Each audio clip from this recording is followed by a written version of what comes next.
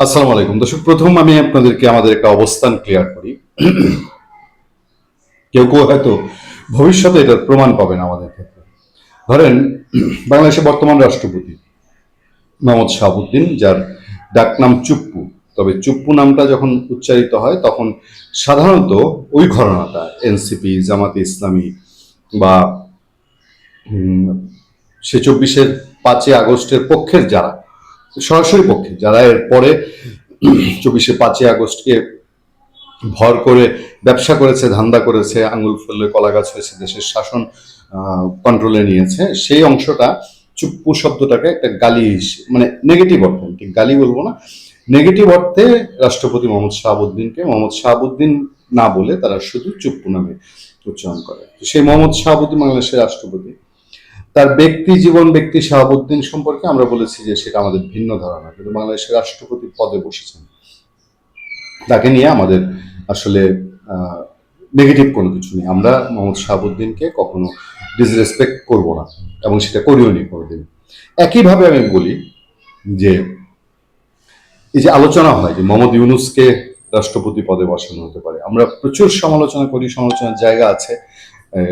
অন্তর্বর্তীকালীন সরকারের সাবেক প্রধান উপদেষ্টা ডক্টর মোহাম্মদ ইউনূসকে, তাকে বাংলাদেশের ইতিহাসে সবচেয়ে কুখ্যাত শাসক, সবচেয়ে ভয়ঙ্কর শাসক, সবচেয়ে ব্যর্থ শাসক হিসেবে বলি। কিন্তু কোনো কারণে যদি তারেক রহমান সরকার মোহাম্মদ ইউনূসকে বাংলাদেশের রাষ্ট্রপতি পদে বসায়, আমরা ওই পদটাকে ঘিরে আর এই মোহাম্মদ ইউনূসকে নিয়ে আমরা কোনো ধরনের শব্দ করব না, কারণ আমাদের শ্রদ্ধা সম্মানের জায়গাটা একই রকম থাকবে। আর একটু খোলাসা করে বলি, এই যে মোহাম্মদ ইউনূসকে নিয়ে আমরা যে পরিমাণ সমালোচনা করেছি, বাংলাদেশে খুব কম মানুষ এ পরিমাণ সমালোচনা করেছে। আবার আমাদের প্রধানমন্ত্রীর সমতুল্য এই পদ, এই পদকে যখন ভারতে অবমাননা করা হয়েছে, যখন অসুরের মূর্তির মুখে ইউনূসকে লাগিয়ে দেওয়া হয়েছে, আমরা বলেছি যে আমরা এসব সমর্থন করি না। ইউনূস যতই আমার অপছন্দের লোক হোক, আমার দেশের প্রধান, সে যেভাবে আসুক না কেন, তাকে ওই আমি আমি কার্টুন করতে পারি আমার দেশে, আমি ব্যঙ্গ করতে পারি, কিন্তু ভিন দেশের একটা মানুষ আমার প্রধানমন্ত্রী পদে থাকা একজন মানুষকে নিয়ে ব্যঙ্গ করবে, এটা আমার দেশকে অবমাননা। এতগুলো কথা বললাম কারণ হচ্ছে বাংলাদেশের রাষ্ট্রপতি মোহাম্মদ শাহাবুদ্দিন অন্তর্বর্তীকালীন সরকারের সময় যার পর নাই অপমানিত, বঞ্চিত এবং হেয় হয়েছেন। তার মৃত্যু ঝুঁকি তৈরি হয়েছিল, তাকে মেরে ফেলতে চেয়েছিল, তাকে ক্ষমতাচ্যুত করতে চেয়েছিল। এরপর বিএনপি সরকার এসে আবার তাকে তার যথাযথ স্থান দেয়, কিন্তু গত কয়েকদিন ধরে আলাপচারিতা একটু ভিন্ন রূপ ধারণ করছে। বিশেষ করে শেষ কোরবানি ঈদ, ঈদুল আজহায় যখন নামাজে গিয়ে প্রধানমন্ত্রীর পাশে রাষ্ট্রপতি ছিলেন না, এটা থেকেই একটা আলোচনা ডালপালা মেলতে শুরু করে।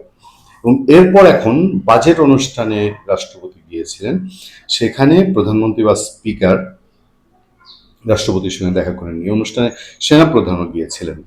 এই নিয়ে আবার নতুন করে আলাপ আলোচনা শুরু হয়েছে। আলাপটা হেডলাইন করেছে পত্রিকা যে চুপ্পুর সঙ্গে দেখা করেননি প্রধানমন্ত্রীও, সংসদের নতুন আলোচনা।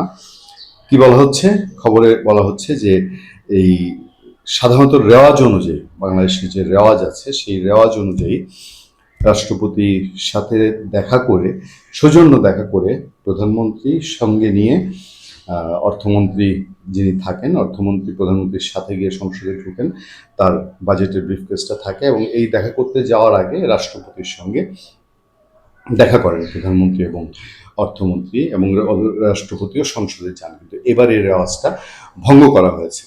তো সেই ঈদের নামাজের ঘটনা এবং সংসদে দেখা না করা, এবং গত কিছুদিনের মধ্যে প্রধানমন্ত্রীর সঙ্গে রাষ্ট্রপতির দেখা না হওয়া, এইটা একটা গুঞ্জন তৈরি করেছে যে বিএনপি সরকার কি রাষ্ট্রপতি মোহাম্মদ শাহাবুদ্দিন সম্পর্কে কোনো অস্বস্তি বোধ করছে কিনা, বা কোনো দিক থেকে এই নিয়ে আবার নতুন কোনো খেলা শুরু হলো কিনা।